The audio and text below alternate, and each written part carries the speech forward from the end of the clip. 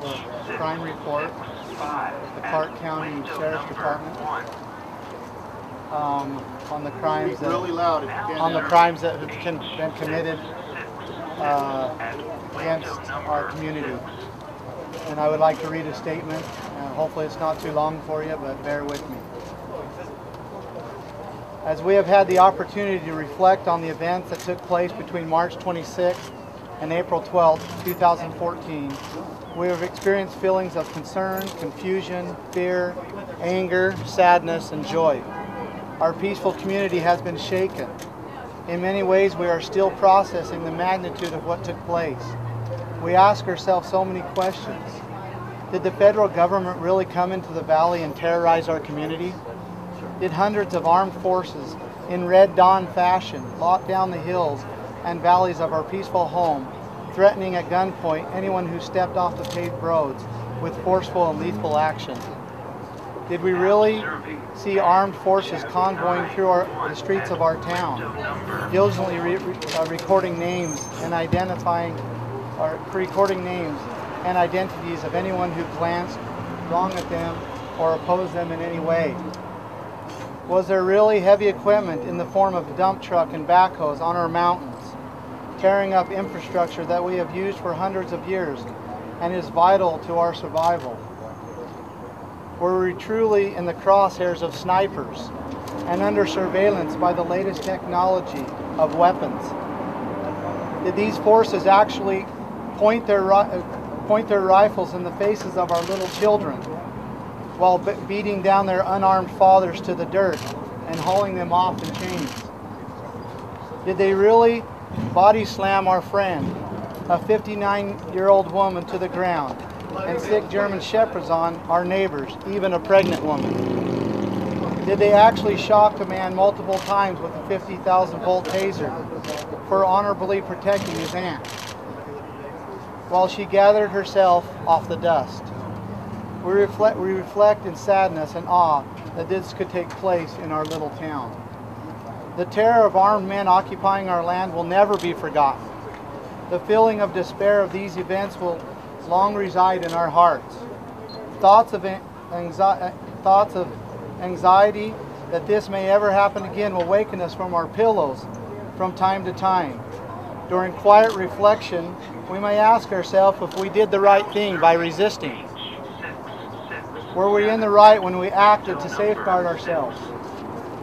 When the only response to multiple pleas for help was silence, when we were left alone to clean our cuts and wounds, did we have divine right, duty, and obligation to protect our family and ourselves? We recall the many times we pleaded with the local government to protect us, the numerous times we called 911 and begged our sheriff to send his deputies to assist. Our cries of distress were met with silence. We ask ourselves, do we try hard enough to get our local government and law enforcement to act as a buffer and perform their duty to protect and serve? Were the hundreds of phone calls not enough? Or is it that that our elected leaders and our sheriff have forsaken the people in trade for power and money? We wholeheartedly want to believe that our sheriff would not abandon us. But where was he? Where was his shield of influence? And where has he been? Why was he not here to represent and protect the very women and children and men of this county that he swore an oath to?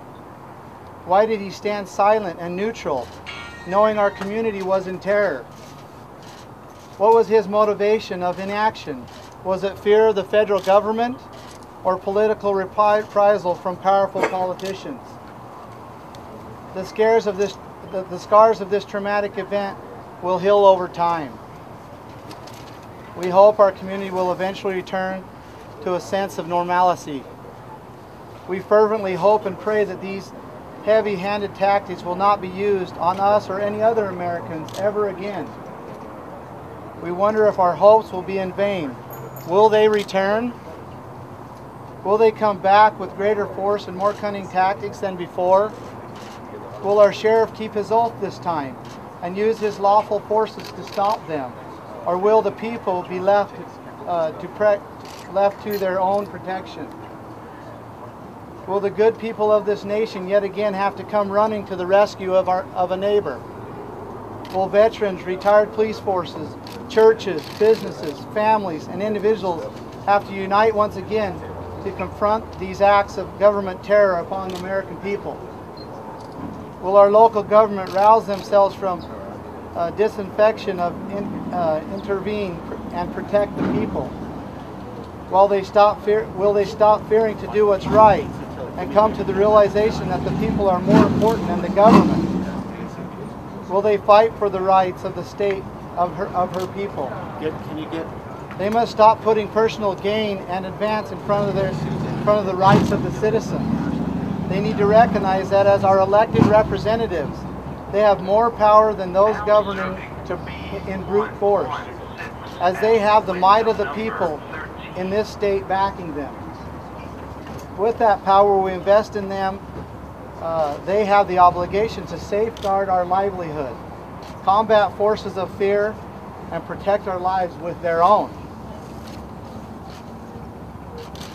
A few weeks ago, our community was in a state of innocence and naivety. We felt safe and mostly kept to ourselves. We thought the world's problem would only affect us through television and could be shut off with the push of a button. Our innocence has left us now. We have experienced firsthand the breath of force upon our necks. We have gasped in the desperation as our lives and agency were threatened. Our cries have been ignored by our guardians in the next room. We faced a choice: either lie down and submit helplessly in defeat, or bite, scratch, and fight until help would come.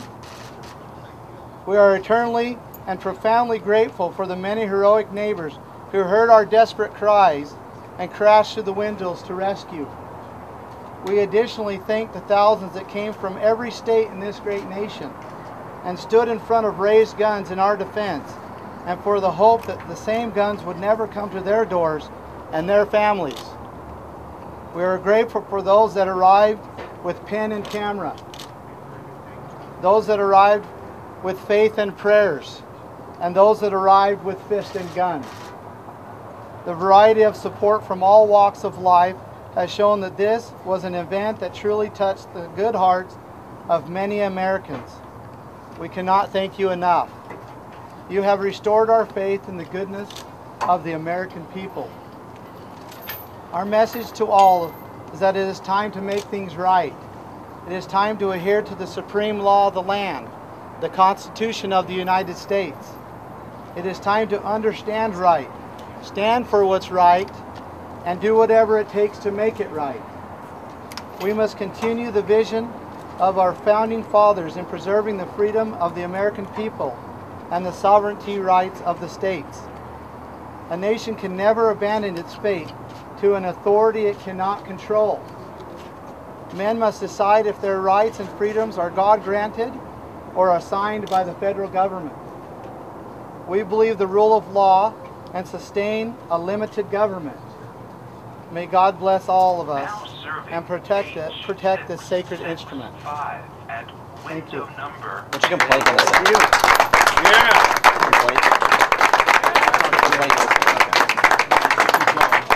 Is the door we go in?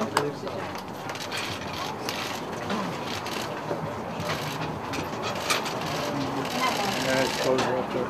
That's the press go in. We should open both.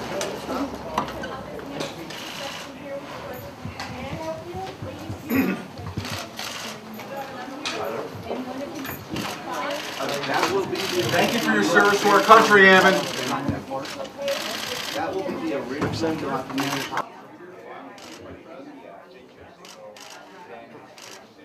I think we just need to give the sheriff opportunity to do his job, and demand that he does that. I expect the sheriff to take this seriously and go after those individuals criminally for impersonating an officer, for assault with a deadly weapon, for kidnapping. Okay, if you or I were to do that, would you be here on the street right now? No, you'd be in the slammer pretty darn deep. turn myself in if I've broken the law. So we'll go with you. Okay. We'll march right behind you. That's right. Said that Rosa Parks said she was no longer going to go to the back, and she was going to sit in the front, and that's what he did. He took a stand. He wasn't going to let the BLM just come over and take his cattle away from him.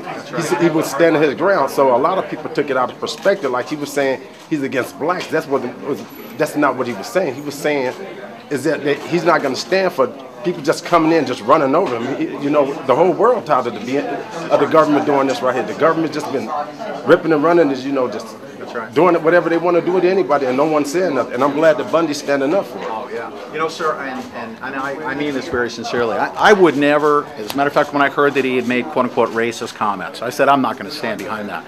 Then I wanted to find out what he actually said, and what I heard him say was that he asked the question, are we truly better off after fighting our way all the way to this point? Are we truly better off today than we were back at that time when we had a good family unit? We had good work ethic. Slavery is bad, of course, but are we really, through that entire struggle, even through the civil rights movement, are we better off today than we were back then? Do you believe that by doing this that we're going to become better off tomorrow? No. It's going to be the same. It don't matter how you look at it, because as long as the government keep on just going through this world, just doing whatever they want to do, and no one's standing up for it, they're going to keep on pushing us until they can't push it no more. We're just going to lay flat on the ground, and that's what they want. And lucky enough for Mr. Bundy coming in doing what he's doing, is saving the day. I'm hoping that this message right here go to everyone. You know, he's not against racism. You know, he's not a racist, and I believe what he said. Do you believe he's fighting for your interests too? Oh, he's fighting for everybody's interests. Mines, Mexicans, whites, Jews, Japanese, Puerto Ricans, everybody. That's right. You know, it's just that they figured that he's a mob because a lot of people came with guns and stuff and stood around it. The same thing the BLM do. They come up in there, they got guns and everything. You know, he's standing on his ground on his property. They comes along, they bring dogs and everything out there, tasers, you know, for what? You know, it didn't make any sense for them to do that. That's right. Thank you very much, sir. My personal filing was for the crimes of impersonating an officer and for assault with a deadly weapon. And that was because of the incidents where they trained weapons upon me and my family, and where they were acting outside the bounds of their authority. Again, the policing power that we, the people, we have delegated that to the county sheriff. We have never delegated that to anyone else, nor can we. That is the proper place. The federal government does not have the authority to police. They have no power to arrest. They have no power to imprison. Okay? That belongs to our county sheriff alone. Any other person who, whether they wear a badge or have a vehicle that says law enforcement with lights and pack a firearm, they are impersonating an officer. They are impersonating our county sheriff. This is a serious crime. How do you think it happened that they got the weapons and that they took that? Well, over the years, we have never held our governments accountable. We've allowed them to do things over and over and over and over again that are incorrect, unconstitutional, unlawful. Okay? This is what has made our family, the Bundy family, so famous, is that we finally said no more. And the people come flocking in support because they also say no more. This is a wake-up call. It's a wake-up call. It's an awakening. So, anyway, thank you. Thank you. Thank you so much. I mean, do you expect something to come of this? Do you expect any of these rangers to be arrested, or what do you think? You know what? I don't know. You know, that's anyone's guess.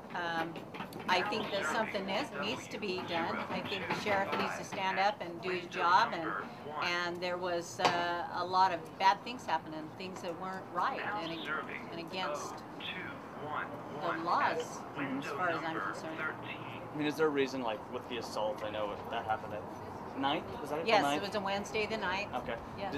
Why you waited almost a month to file it? I mean, is it?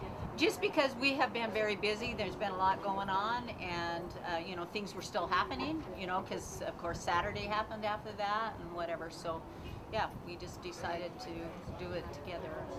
Okay. Do you feel comfortable with the amount of support you had here, the number of people that came down to file? Yeah, I think that there's more. I mean, they're come by themselves or whatever, you know, people are working and those kind of things. So